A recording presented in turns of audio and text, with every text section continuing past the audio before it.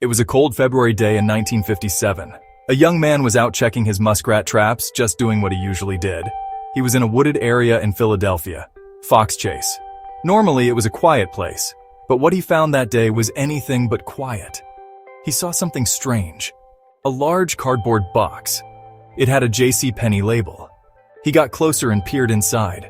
Something was wrapped in a blanket. It was a child, a small boy, lifeless and alone. The young man was scared. He didn't want trouble with the police, so he said nothing. He walked away, leaving a secret in the woods. A few days passed. Secrets like that don't stay buried long. A college student drove through the area. He saw a rabbit dart into the bushes and stopped. That's when he saw the same cardboard box. This time, the discovery wouldn't stay secret. Police arrived quickly. The quiet woods filled with flashing lights and serious faces. Detectives scoured the scene. It was a somber sight. The boy lay inside the box, naked, wrapped in a plaid blanket. The box was for a bassinet, a baby's cradle. A tragic, bitter irony. A box meant for new life became a coffin. The medical examiner looked at the boy's body. He was small for his age, probably between 4 and 6 years old. He had blue eyes, light brown hair. His hair had been cut recently, in a really crude way. The boy was malnourished. His body was covered in small scars. The examiner concluded he died from blunt force trauma. He'd been hit multiple times. Police wanted the public's help. They released a photo of the boy, a post-mortem photograph. They cleaned him up, dressed him in children's clothes, sat him up in a chair. They hoped someone, anyone, would recognize him. The photo was put on posters. Posters in post offices, posters in stores. The plea, "Do you know this child?" The city stared and waited.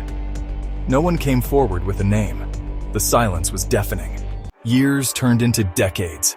The case grew cold, but the story never died. It lived on in the minds of detectives and in the heart of the city. And with time, theories began to emerge, whispers in the dark. One of the first major leads came from a foster home, not far from where the body was found.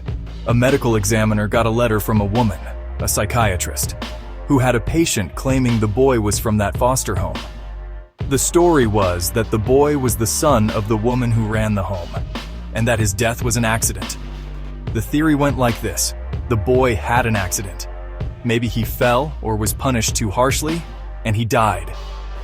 The family, in a panic, decided to get rid of the body. They didn't want to get in trouble, so they cut his hair, put him in the box, and left him in the woods. It seemed to fit some of the facts. Investigators looked into the foster home. They interviewed the family, but the family denied everything. There was no solid proof. It was all hearsay, a story from a troubled patient. The lead, like so many others, eventually went nowhere. Another promising path that ended in a wall of silence. Another theory surfaced years later. The boy in the box wasn't just a Philadelphia story. He became, a national obsession. He was America's unknown child. People couldn't forget the image of the little boy on the poster. It was a mystery anyone could try to solve. Amateur detectives and internet sleuths spent countless hours poring over the details. They created websites, they started online forums, they shared theories, they followed up on old leads. Several dedicated investigators never gave up. Men like Remington Bristow. He worked the case for decades, even after retirement. He spent his own money chasing leads. He pursued the foster home theory until his death. A new generation of police detectives continued the work. One of the biggest breakthroughs came from DNA. In the 1990s, the boy's body was exhumed. Investigators took a piece of a tooth. The DNA was extracted and a genetic profile was made. The profile was entered into national databases. Then began the long wait, waiting for a match that would give him a name. He was first buried in a potter's field. In 1998, he was reburied at Ivy Hill Cemetery in Philadelphia. The original investigators paid for the burial. His simple headstone reads, "America's Unknown Child." People still visit his grave. They leave flowers. They leave toys. A tribute to the little boy the world never got to know. For 65 years, he was a mystery.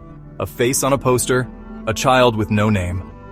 But in December of 2022, the impossible happened. Philadelphia police held a press conference. The room was silent. The world was watching. They announced they had identified the boy in the box.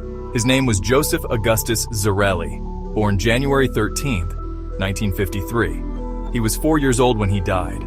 After 6 decades, the biggest question was answered. A miracle of modern science and old-fashioned detective work. Genetic genealogy, the key. Investigators used Joseph's DNA.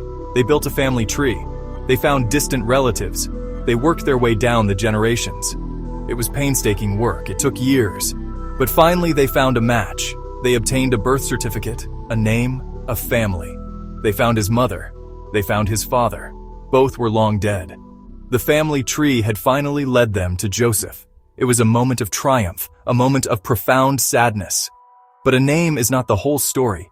It is just the beginning of the end. We know who he was, but we still don't know what happened to him. Who killed Joseph Augustus Zarelli, and why? The police have not named any suspects. His headstone now bears his name, and Joseph Augustus Zarelli, once America's unknown child, can finally rest. But his story and the quest for justice is not over yet.